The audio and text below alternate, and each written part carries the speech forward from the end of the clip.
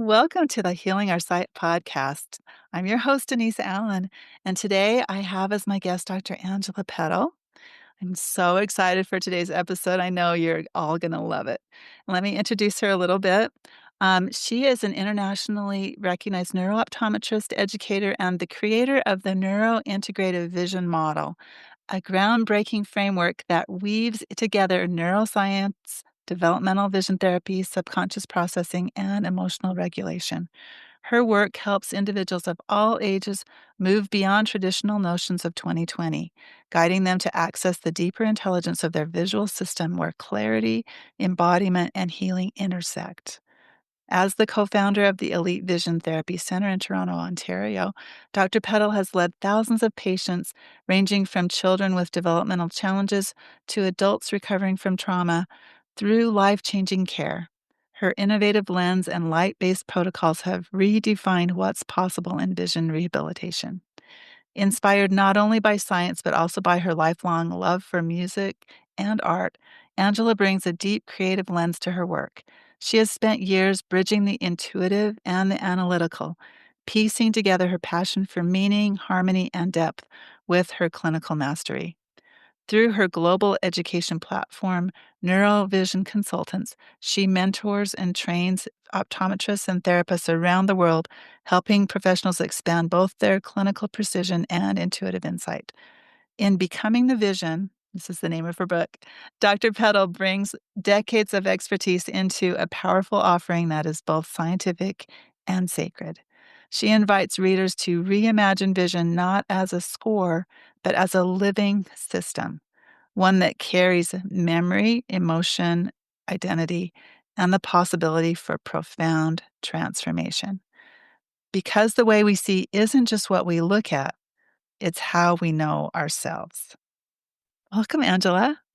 Wow, thank you so much. That that intro is wonderful. It's always awkward to listen to that, but, very true, especially that last sentence that you mentioned. Yeah, no, I just love this book. I could not believe how many times I was brought to tears as I was reading it. It just was so profoundly moving to me. It's so nice to hear that from a patient perspective because I didn't set out to write a book at all. But when I did start writing, I really wanted my stories, my case stories to come through and resonate with people. And Yeah, even when I go back and was proofreading and looking at those stories, I picture that child, I picture that woman who can walk, and I also am moved to tears by the stories because that's what it's all about. It's like once we feel hope and empathy for others, that's where the healing starts. So thank exactly. you for saying that. Yeah, no, it just I kept thinking, "Oh, I need to highlight this part." And I was reading it as an ebook, which was a mistake because I couldn't go through and put little tags in the spots that I wanted to Right. remember and get back to. So Oh, I love that's this. yeah, it's a problem, but I'm going to rectify it because I'm gonna buy the physical book and read it. I need a physical book too. I need to feel and be the book. Yeah. Well, and part of my thing was that I had scheduled our meeting, and I thought, "Okay, no, I was reading it already when I scheduled it, but I wanted to read it immediately, and it was gonna take too long to get there." Get to me now. And I want my listeners to know too, this is the first episode I'm, back in the United States recording. So, setting up my system again and getting going again has been a little bit of a challenge, and I'm excited to be back and on the same time zone as more of my guests. Well, welcome I think back. it's gonna be nice to not have that time zone problem and hopefully not the internet problem that I had when I was in Gosh. China. Yeah. So, tell us a little bit about how the book came to be. You said you didn't set out to write a book, and here it is in print. Yeah. I find all these stories so fascinating is when did you need to tell your story?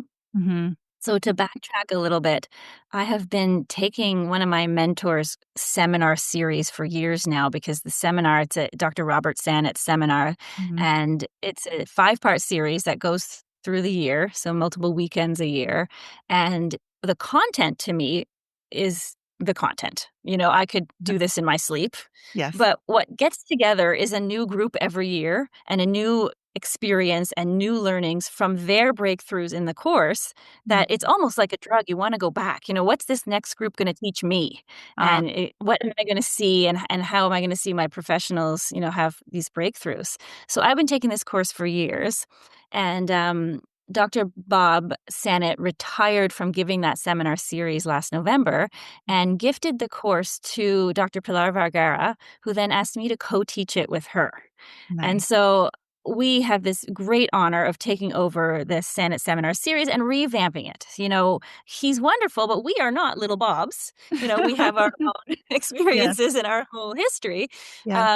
But we do have his slides, right? So she lives in Spain and I live in Canada, and we're doing a lot of Zoom meetings and getting everything together, making new backgrounds and putting new ideas. Because I teach a neuro prescribing course for lenses and prisms for our patients, and she has her own courses. So we're bringing something fresh and new, right, to this content Mhm, and making it more workshop style. I want everyone to experience seeing 3D and experience something that they haven't in these courses. So we're going wild with changing it up. And it so happens that the first seminar series is about models of vision.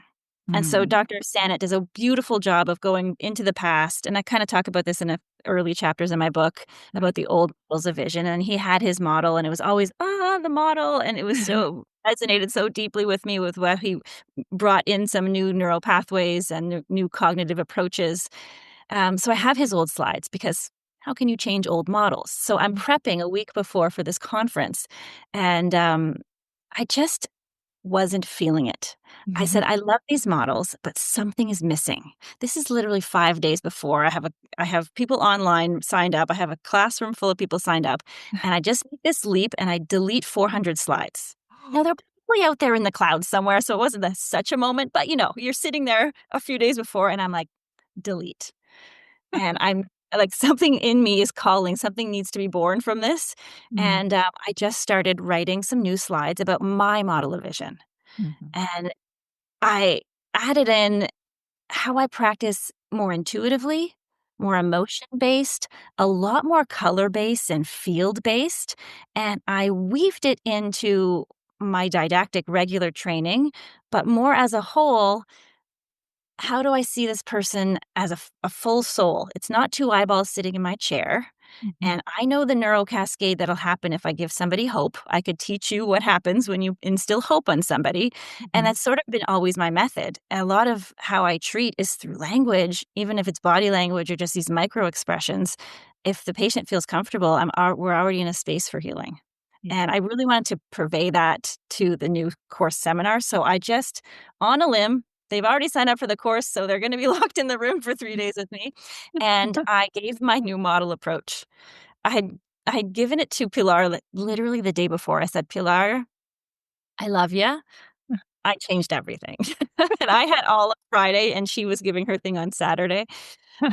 She luckily, blind faith and trust, we knew each other, Right. and, she was moved to tears with it. I had people in the classroom crying with the new model because it just resonated so deeply, and so after that super successful first seminar weekend, I sat and I started writing. I knew I needed to get it out, and that's how the book started, with me deleting 400 slides. How long ago was that? It was not too long ago at all. So we're July now, and that was March. So Okay, I came home on the Monday morning we taught the course in Miami, and I had a draft within 2 weeks and sent it to a publisher. that is Just poured phenomenal. out of me. My husband was saying, "Usually I get home from work and I detach from work." And he Uh-huh. said, "You go to the computer and type away like Linus on the piano, whatever that Charlie Brown thing is, all night, and Yeah. you'd never see me like that." So it just needed to come out. Wow, that's crazy. I mean, Yeah. I just had her on my podcast not that long ago. Oh my So, gosh, Pilar, I saw that she yeah, had, yeah, spoken with you. She's yeah. a riot. It was amazing. Yeah, I loved it.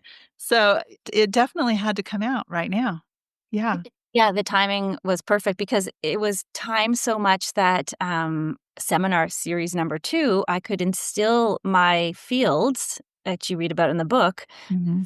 through the next content. And now through the third one, which was strabismus and amblyopia, I put strabismus and amblyopia through my fields. So really shifted everyone's perspective on how we approach these patients.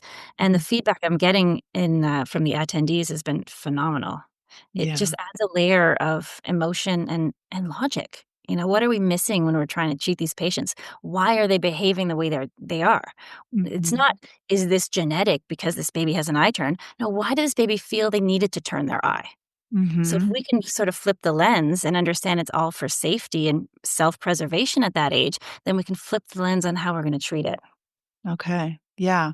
So are you seeing with the babies that they're more likely to have that problem because they had maybe a difficult birth or a difficult pregnancy happened for their mom or those kinds of things? Well, there's so many important motor factors in here. Yes, a healthy birth.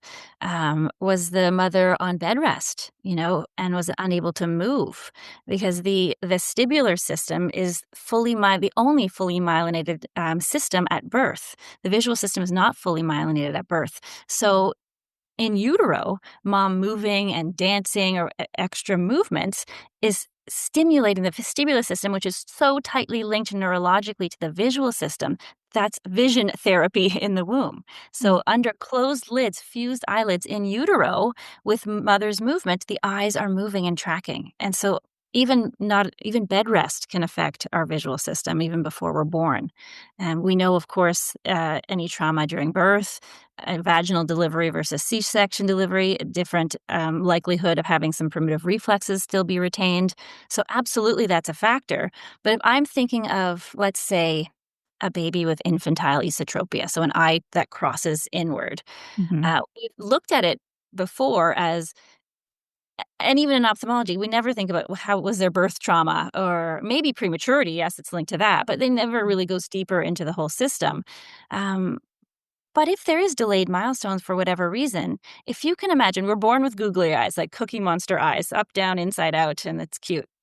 Around 4 to 6 months is when the motor system, so the movement system, should be starting to link with the sensory or the visual system, and they should be getting some glimpses of stereo vision or binocular vision. Right. What happens if the motor system is not timed with the sensory system for whatever reason? They had hip dysplasia and they were casted, or they were premature, or they're a bucket baby and they're carried from car seat to table to, table, whatever, from car seat to car seat, and they Mhm. don't get a motor experience, then their visual system still has the cells to be built for binocularity, but that would be scary if sometimes I'm getting some depth, but my motor system doesn't coordinate or my muscles in my eyes aren't coordinating. Sometimes the world might be confusing. Sometimes it might be double. Sometimes things might look flat and then all of a sudden something has depth. And that could be scary for someone trying to make sense of the world. Because remember, these primitive brains just want safety and making sense, preservation of self. Mhm. So I think the brain does a beautiful thing when it turns the eye in. It says, I'm not safe here. So I can do a few things to feel safe. I can increase the refractive error, so make one eye really farsighted, for example. I could turn the eye in towards the nose, whatever it does to make world safe and sound. And Mhm.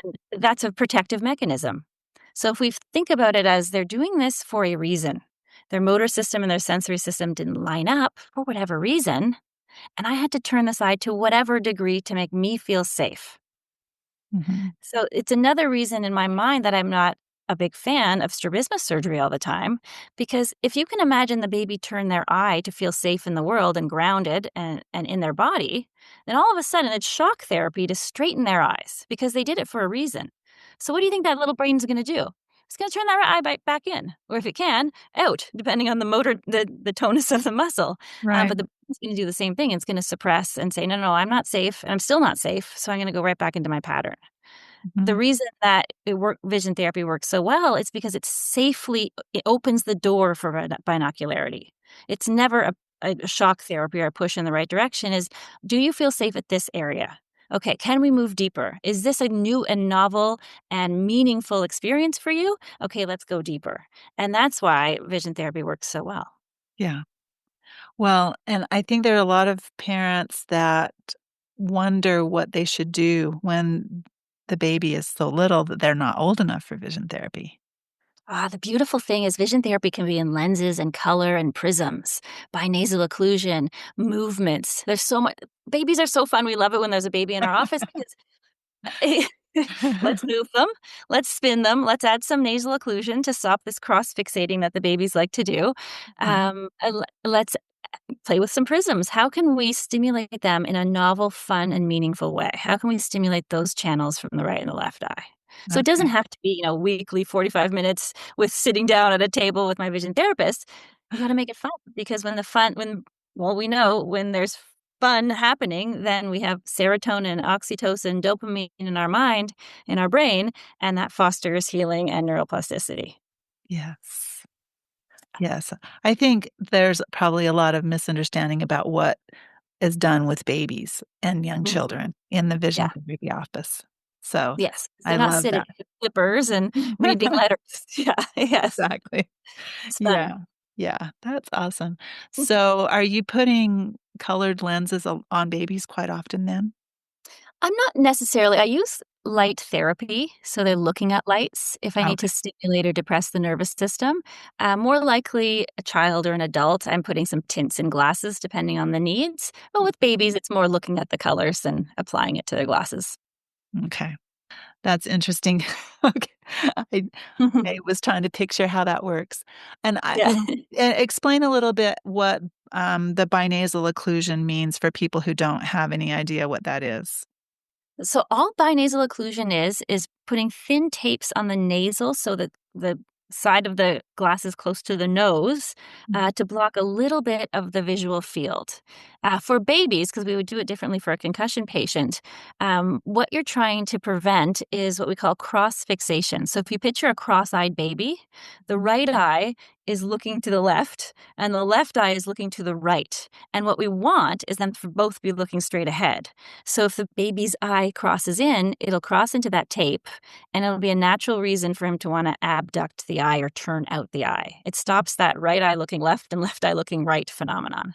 It mm. also helps, we call abduction or getting better movements outward and allowing safe binocular vision straight ahead. It works quite quickly because it just stops the cross fixation. Okay. So in a baby, you would put the baby in a pair of glasses Yeah. that And has sometimes with the no just a little. prescription. Okay. Yeah. That And just has sometimes a the little tape lip less. there. Yeah. 'Cause we did a little bit of that in my own vision therapy Yes. and moved it around and whatever and did a bunch of stuff. It ended up that I had surgery. I mean, Mhm. those who've heard my story know that. Yes. Yes. We did try all of that stuff first, and I always felt like a failure, because it hadn't made my eyes go straight again, and so I kind of think, well, maybe if it had been done when I was way younger. So, absolutely, that's when I find binasals work. Get it when they're just figuring out and the turn is more consistent. You add a binasal and you give them something new and experience it. Now, X years later, as a teen or as an adult, we've had lots of compensations and we've suppressed a lot more. So the binasals will be less effective the older you are. Mhm. Yeah, so as a 48, 50-year-old person, it's not the best time to Wouldn't be do my it. first line of defense. Well, we were trying everything, I would too. Yes. yeah. Yes. Do you wanna go into a little bit about how your model came into being? Because you talk about that in the book, what the classical model was and how most doctors think about it versus how you have adapted and changed your approach over the years to get the kinds of results that you're getting. Yes. I kind of follow the models through my education system, actually. So I went to Pennsylvania College of Optometry. And I would call that classical vision therapy. I was taught by like world-renowned optometrist Dr. Mitchell Scheiman, who wrote the book on convergence insufficiency and its treatment trials. And to me, a very classical approach to therapy. I measured a convergence insufficiency. I need to get this amount of convergence to reduce the convergence insufficiency, and it's very numbers based and a model that's accommodative and convergence based. So we're looking at the numbers, less so on the feeling or the result or any internal changes. We're being good little optometrists and looking for the numbers to improve. And it works well. Mhm. It doesn't necessarily always address all of the issues, but if they came back to the office after doing 10 weeks of convergence training, they could converge to their nose. We would call that a success. Okay. And then I went to residency at SUNY, and I learned more of a behavioral approach and more where the body is involved. Um, Primitive reflexes and gross, we didn't actually call it primitive reflexes at the time. We call it gross motor techniques, but it's all the same about how it is not just two eyeballs. We have to look at the whole body. If you have a strabismus or an eye turn, you're strabismic from head to toe. Yeah. And so you can even see that in people's posture and how they walk and where their feet are positioned. So I got Mhm. an even bigger lens to understand, okay, now we're not just looking at, can I get this person to converge to the nose or diverge to infinity? It's what's their body doing? What's the posture? And how can I affect the whole system? And I Right. found this to be a fascinating deep level, and I ran with it. I loved this level of it. Yes, we had people crawling on the floor and doing angels in the snow because we know that there's likely some missed milestones in there in our patients Sure. with vision issues. I have But a question about that, yes, and go ahead. I tend to ask this almost every time someone brings this topic up when I in a episode because I was born pigeon-toed, Uh-huh. like, extremely Not surprising. pigeon-toed. Yes. Yeah, and then they put me back in the day when they treated it, they would put the child in casts, so they cast my feet for a while, and then they did the bar with the brace and the feet are turning out Right. and all of that stuff, right? Yes. And my strabismus didn't manifest until I was almost 3. Mhm. So, it wasn't coinciding, right? But Right. it's all there in the body, and there's never any discussion about the fact that that's happening in a Action. person, right? I Right. haven't seen anyone make that connection, but I feel like it should happen. I feel like that connection should have happened somewhere along the line Yes. for doctors in general, it's just not even there. Well, if you think of esotropia sort of as an inward escape, I want to go in. I don't necessarily feel safe outwardly. Then we can move our eyes in, or we can move our feet in, or we could somehow go in our shoulders, our posture to say, hey, Mhm. I'm most safe here. I'm not comfortable out here yet for whatever reason. Right. And so your feet did it first, and we fixed your feet. So guess what? We didn't solve the root problem, and your eyes. So it's all connected. The body, like the book, the body keeps the score. Yes. So whatever the root issue is, that needs to be addressed, or you're going to find another compensation. Mhm. Yeah, and why do you think that there's never any discussion about any of that? So this is the yeah, great question, because this is why I felt the pull to talk about emotions and trauma and how we feel and how our what we say and how we look and what we do is an internal reflection of our perspective and our experiences collectively. Mhm. So the micro expressions, or me and you can look at a movie, the same scene of the movie, and have two totally different ideas of what just happened based on our past experiences. You could say that guy looks scary, and I could say, actually, that guy looks, calm, or whatever it is, based on our experience. Maybe not that dramatic, but based on our experiences and what we expect to happen. Yeah. And that's why the old saying, "The eyes are the window to the soul."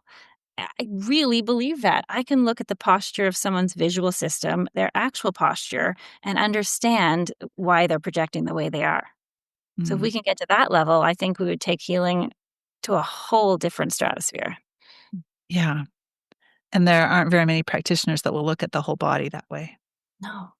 No, unfortunately. So this is why I broke the book into these fields. Mhm. So they're not like silos, but it's how everything works together, like the ocean, one drop in the ocean, how it works together so that we can sort of check in and say, hey, what's off today? Is it my body field? Is it my field of expression? Where am I collapsed? And where can I bring this out? And that's why this book is great for the public, because we can do a little self check in. Yeah. And what's collapsed today? What's the Mhm. meaning of that? And then go deeper. Yeah. Yeah, I love that. And the other thing I loved was that at the end of every chapter, you have a little invitation Yes. to micro Little healing. micro How invitation. did you Yeah. decide to do that at the end of each chapter like that? 'Cause I didn't want it to be a textbook and just something you read. I really wanted accountability. Like, I want this book to help people. Mhm, Yes, there's avenues afterwards because we can, go through the fields together, but I wanted people to feel really good reading the book and check in. You mhm. know, "Oh my gosh, that's why I hold myself this way. Oh, that's why I took this meaning from this and why I act so erratic in this situation."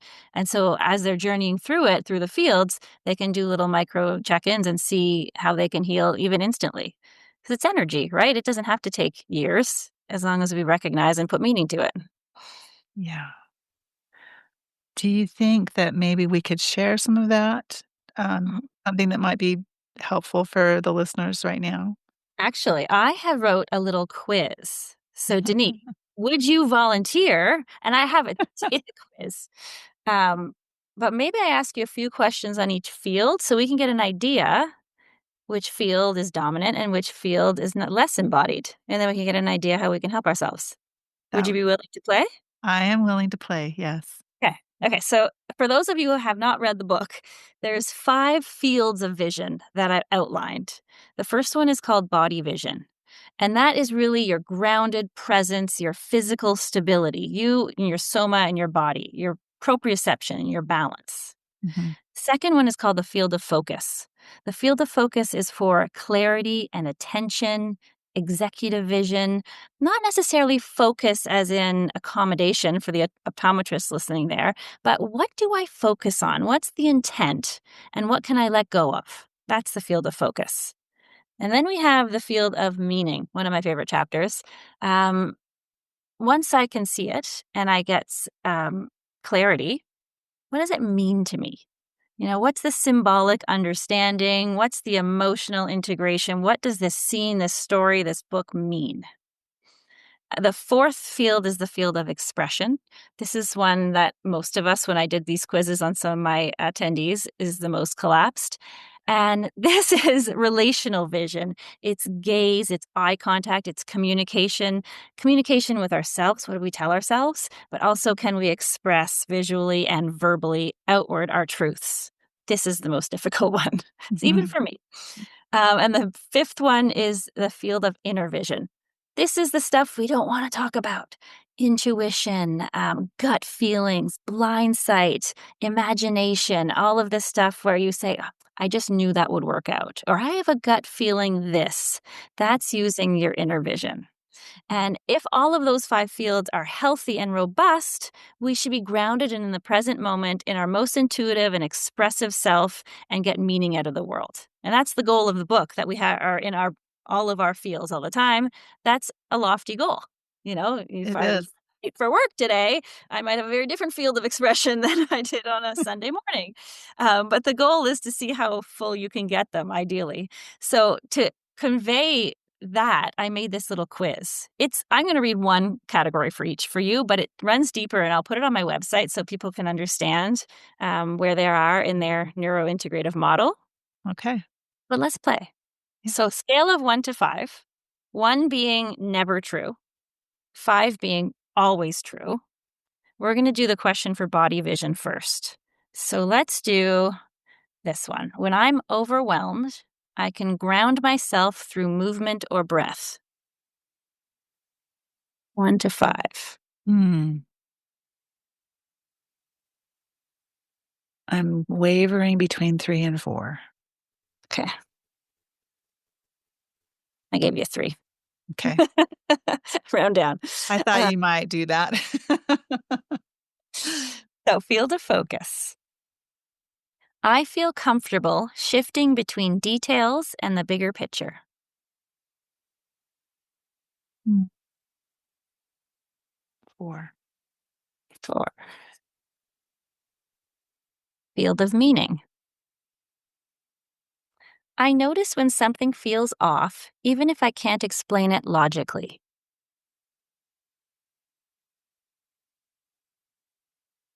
Mm. Yeah, I don't always trust that. Hmm. Yeah, so probably 3. 3. Field of expression. I can express my thoughts and emotions visually or verbally. 4. And inner vision, I regularly see images or ideas in my mind's eye.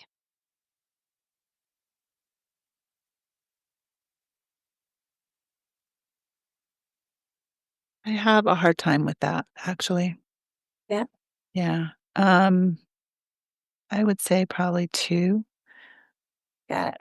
And when I was in Lynn Hellerstein's class at the Yes. COVD conference in I think it was in Toronto, um, that hit me. It was like, "Okay, no, I don't see pictures necessarily.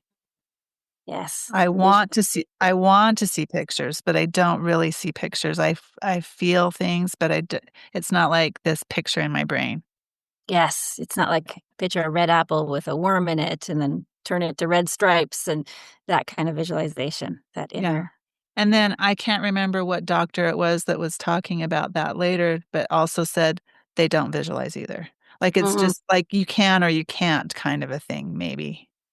Maybe. I That may be the right word there, but yes. Yeah, that's why I say maybe, because I don't want that Yeah. to be true. I want it to Right, be right. different than that, and so I don't Yes. wanna say, "Oh, I don't do that," and have it be like this black and white thing. Right, right. I feel like we all can Well, you're grow using and your intuition learn. right there.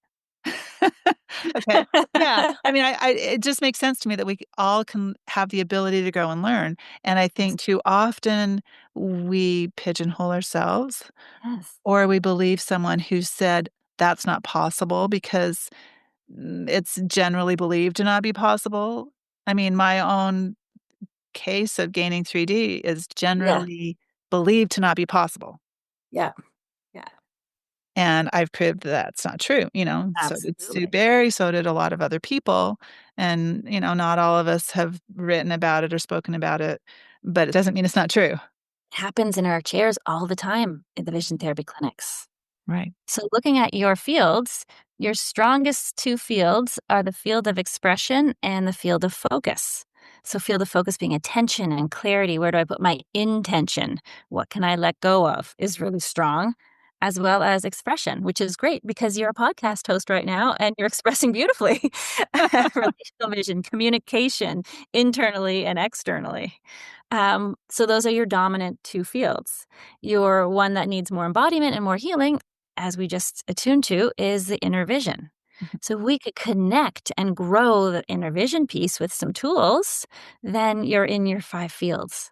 mhm, And sometimes, like I said, this day might be different than the other, but it's a really good self check-in to say, "Hey, hey, hey, no, no, I need to work on my creativity, my opening up my imagination." Um, because we think just artists are creative, but what would we have been found doing when we were 6 years old? Probably something creative. Dancing, singing, drawing, building, cooking, baking with like, whatever it was. We're supposed to be creative. We are created to be creative. yeah, And so if you open up that field, and sometimes it just takes work in the one area, and everything falls into place and everything expands. And that's the point of the book, is that we can sort of self-check in. okay. Well, and I'm anxious to see that whole quiz. Yes, I'll send it to you. I'll send it Yeah. on my website too.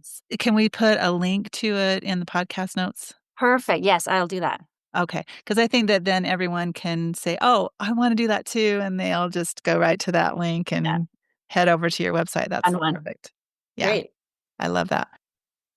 If someone wanted to find a practitioner who's like you, because obviously everyone is not gonna be able to go to Toronto, Canada, Mhm. and see you in your practice, where would they look?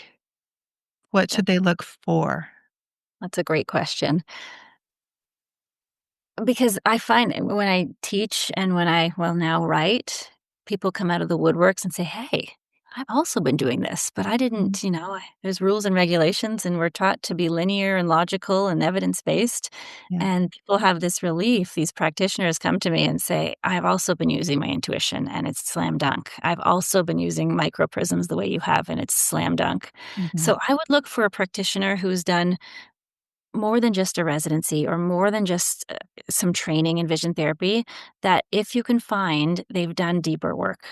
And Mhm. whether that's personal deeper work, I don't know how you'd necessarily find that, or it's just, hey, I've taken a new lens prescribing course. I've taken Bob Sennett's seminars, and I've taken COVD applied concept courses. I've taken OEP, whatever it is, and that there's a drive for deeper knowledge, then I think you're in the right place. So Mhm. having the credentials next to your name is nice, but if they were able to call a local clinic and say, hey, do they take deeper dives? That's the Mhm. kind of person I would want because you know that they're looking and searching for more to help their patients on a deeper level. Yeah.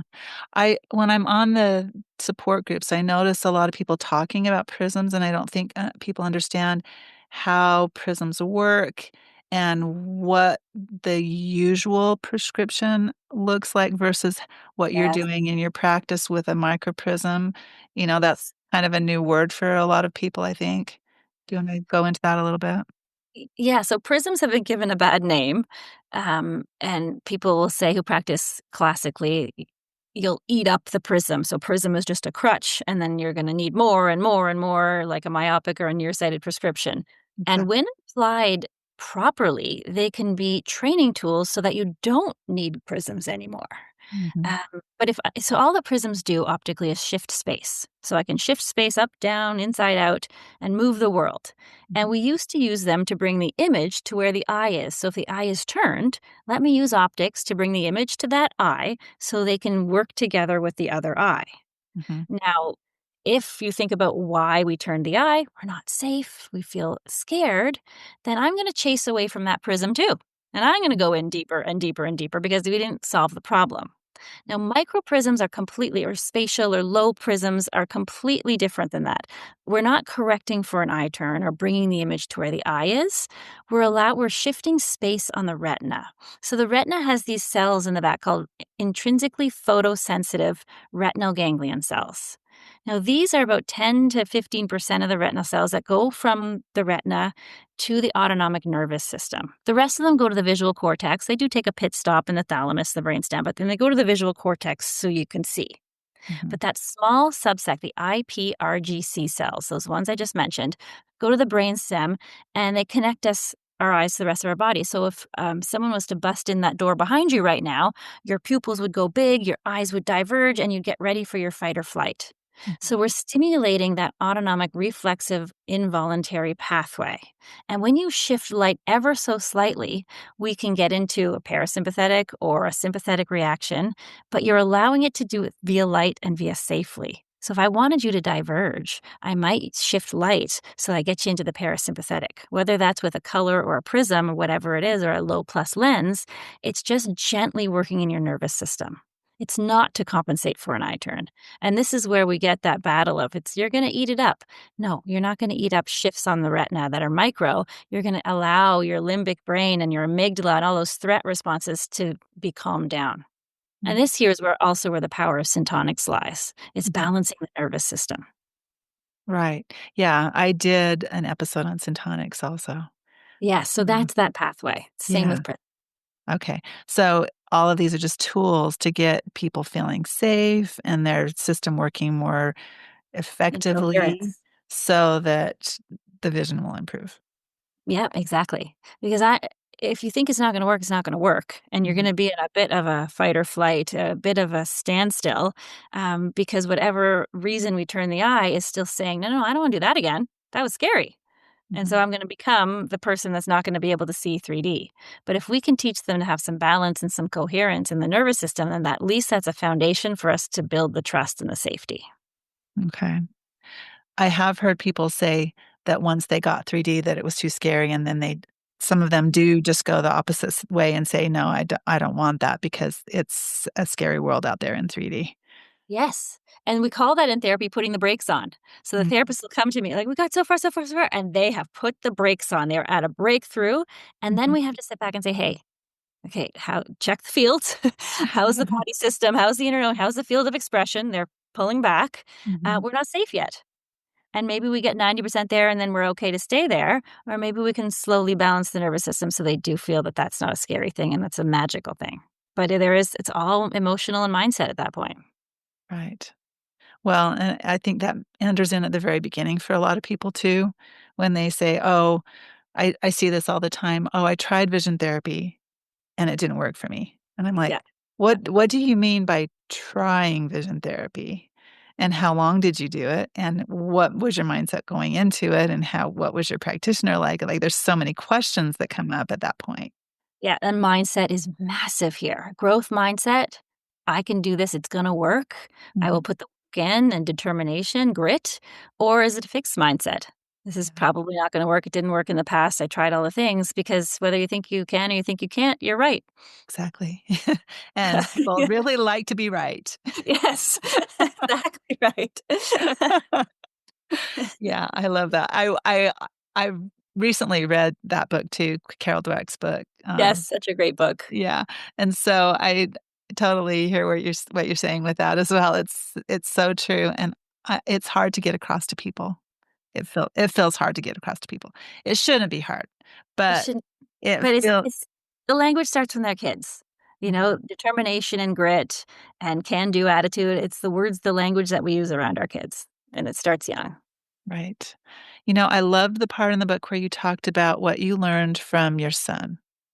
Oh my gosh. Do you My wanna s do a little bit of about that? Yes, yes. So, I talk about Leo, my littlest, boy, if Mhm. that's the story you're talking about, because I talk about both boys in there. Yeah.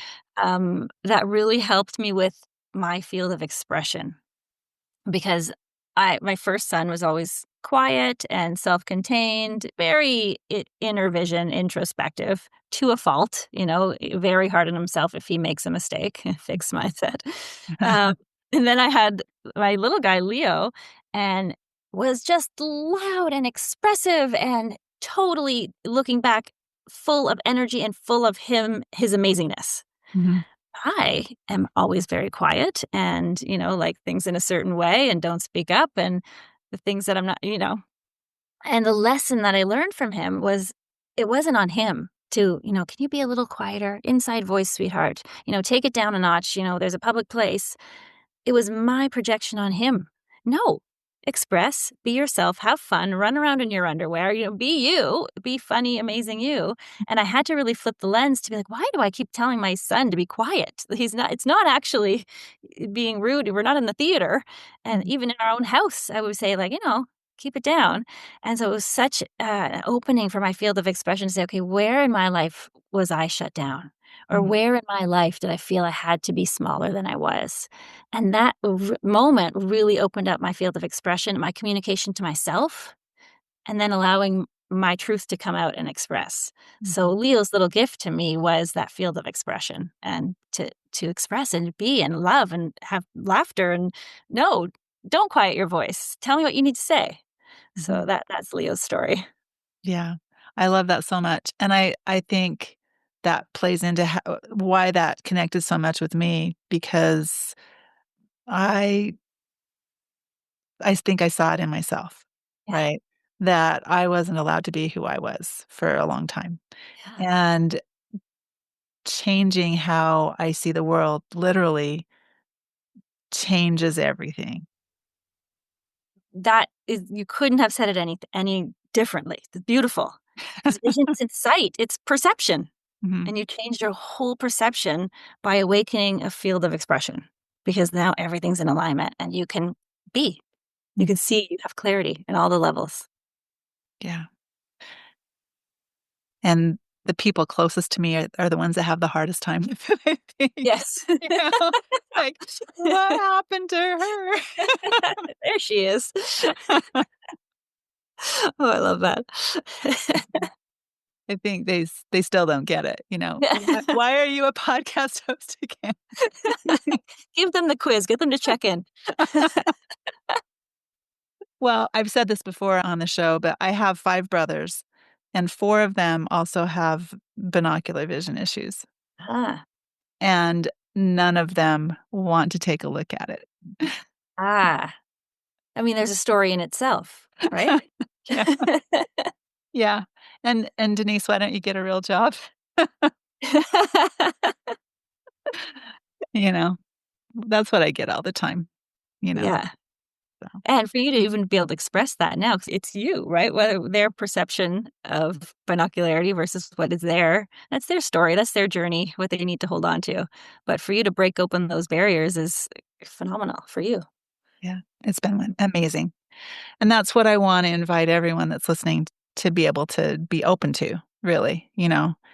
And there are so many different ways of looking at it. Yes, yes, and it starts in the body and us. Right. Right. So, I just wanna encourage everyone to get your book and read it and Thank you. take your quizzes and take advantage of all the, great information that you're putting out there in the world. I really Well, appreciate thank you. If I can help a few people with this book, then it's done. So we all have the power to transform ourselves. yeah. And I love that it's not a hard read. It's not a Mhm. long read. It's very clear. I wanted to quote it all through, you know? I'm like, "Oh, and I could share this quote and this quote and this quote," and This makes my heart sing. Thank you. maybe we'll have to do that so we can share all the quotes. Yes. Maybe I'll do some posts where I share the quotes. Oh, I would love that. Yes. That's Tell me probably what's the most meaningful to you. uh-huh. I'm gonna get the physical book, I'm gonna find the quotes again, I'm gonna do that. Get your That'll highlighter. yeah, So that'll I be would do it.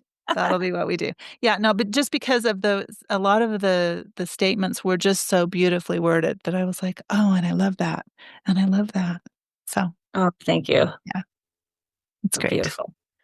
Do you have some final words of wisdom that you would like to share as we end our time together today? I think just the idea that it's all within us. All of our struggles are actually gifts. And if we can look at the learning behind it and understand why we were gifted this problem, this trauma, and rewire and look at it from another perspective, it's going to turn into our greatest strength.